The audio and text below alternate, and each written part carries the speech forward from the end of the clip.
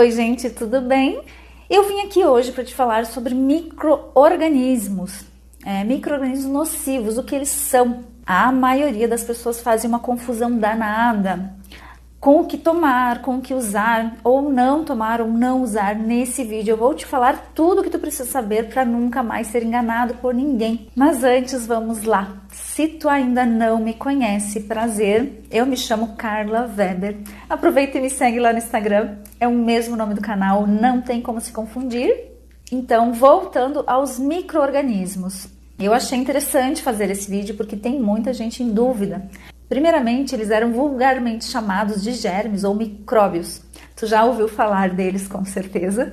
Os micro-organismos perigosos fazem com que as pessoas adoeçam e podem até mesmo matar. São chamados de patogênicos.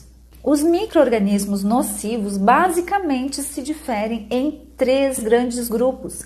São eles os fungos, os vírus e as bactérias. Guarda essa informação, que eles são distintos.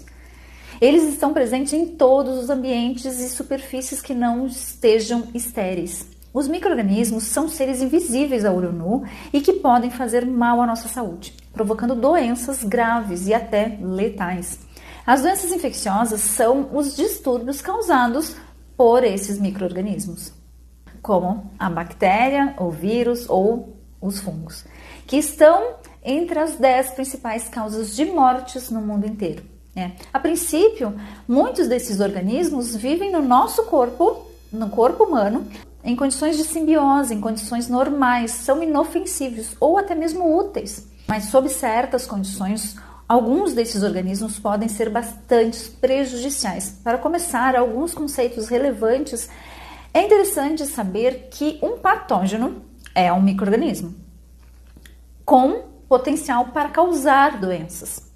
Infecção é quando há uma invasão e multiplicação deste micróbio patogênico em um indivíduo ou em uma população. Já o termo doença é quando a infecção causa danos às funções ou aos sistemas vitais de um indivíduo. Para causar uma infecção, os micro-organismos devem entrar no organismo, no corpo humano, mesmo que superficialmente, como na pele. Esses locais, se eles entram, são conhecidos como porta de entrada. Cada um desses grupos de micro-organismos há um tratamento adequado. E eu vou começar falando pelas bactérias.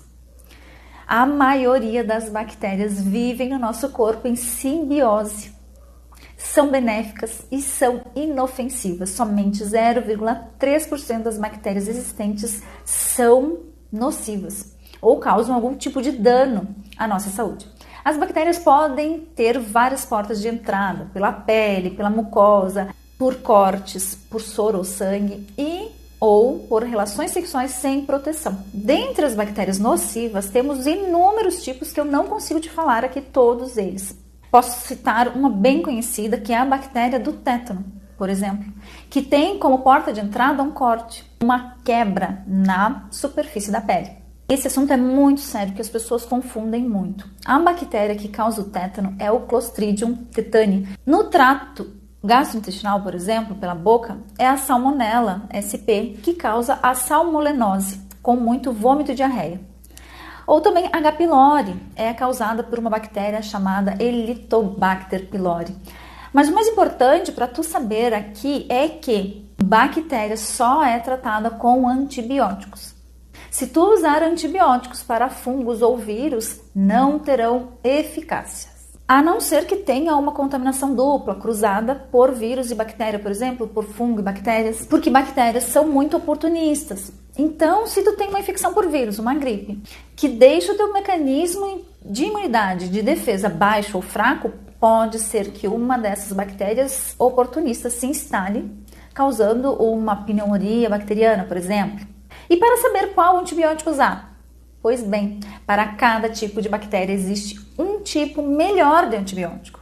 E tu só vai saber disso fazendo um exame chamado antibiograma. Nesse exame tu consegue saber qual o melhor antibiótico para aquela bactéria específica.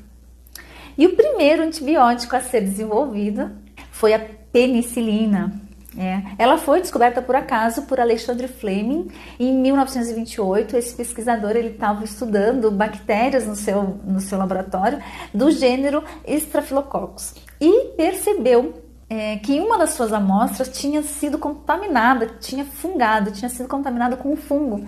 E após analisar o bolor, ele descobriu que se tratava do gênero Penicillium e que tinha acabado com aquela bactéria. E aí surgiu o primeiro antibiótico.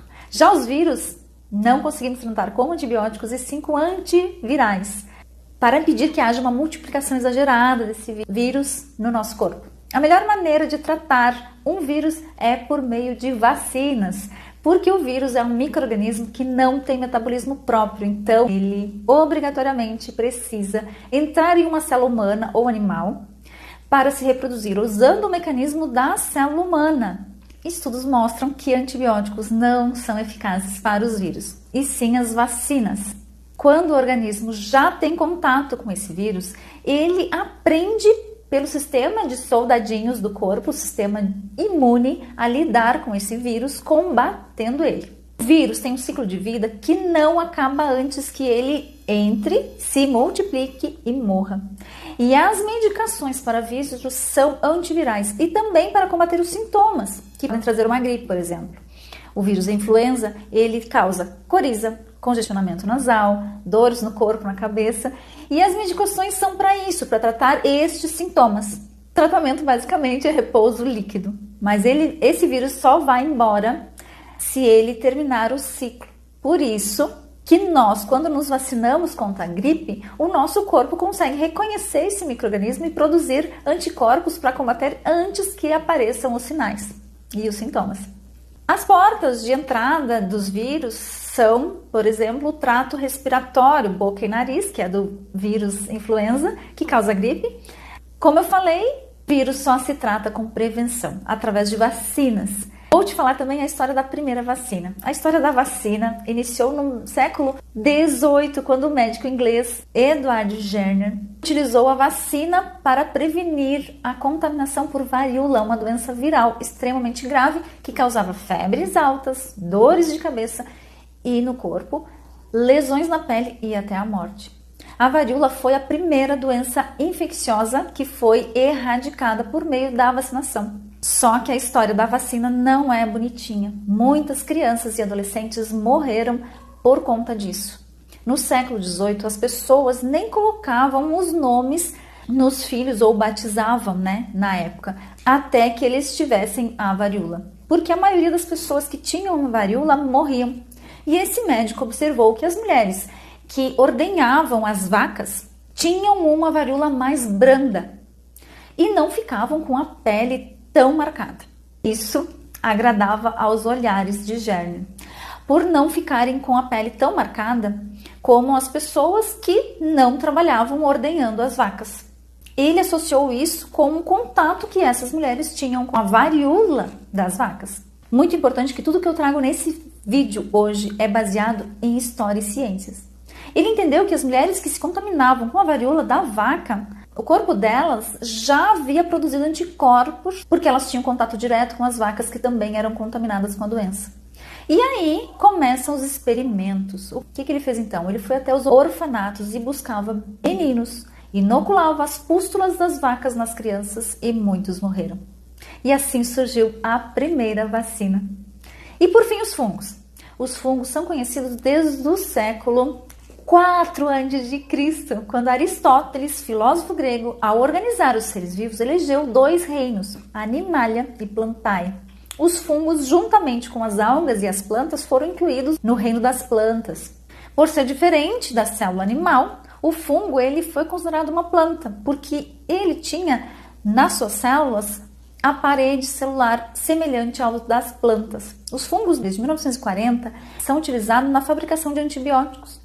Eles têm também uma função importantíssima na decomposição de matérias orgânicas. Ele é utilizado também para fermentação de vinhos, cervejas, pães. Então os fungos são muito importantes, mas alguns são nocivos. Na década de 80 eles consideravam um vegetal, mas com a crescente no número de casos de AIDS. Observou-se que as pessoas acometidas pela doença ficavam com um sistema de defesa muito debilitado e começaram a infestação por fungos. Foram estudar direitinho os fungos. E aí perceberam que eles não eram vegetais, mesmo sendo verdes. E alguns deles podem ser nocivos e causar micoses, alergias e doenças oportunistas, como candidíase. Então hoje sabemos que os fungos são tratados com medicamentos antifúngicos. Bom, gente, aqui está o vídeo com todas as informações básicas para que tu não seja mais enganado na hora de comprar algum medicamento. E com todas as informações que eu te trouxe aqui, se é a primeira vez que tu está assistindo um vídeo meu, que tu caiu de paraquedas no canal, se inscreva. É muito importante que tu se inscreva e ative o sininho para ter todas as notificações, para que tu não perca nenhuma novidade. Tenho vídeos novos toda semana. É um prazer te ter por aqui. Curte e compartilha com alguém, uma pessoa somente que tu compartilhar, que tu acha interessante as dicas desse vídeo, as dicas que eu dou aqui, e seja muito bem-vindo. Eu posto sempre todas as segundas, pontualmente, às 18h30, então tudo que tu queria saber sobre saúde, beleza? Ou estética, e não tinha para quem perguntar, agora tu tem. Aceito sugestões para as próximas lives e próximos vídeos, deixa nos comentários qual que tu prefere, deixa nos comentários também sugestões de qual assunto que tu quer que eu aborde aqui. Então, gente, o vídeo de hoje é esse. As dicas de hoje são essas, conhecimento nunca é demais. Vamos distribuir esse conhecimento de qualidade para o maior número de pessoas possíveis, e é isso.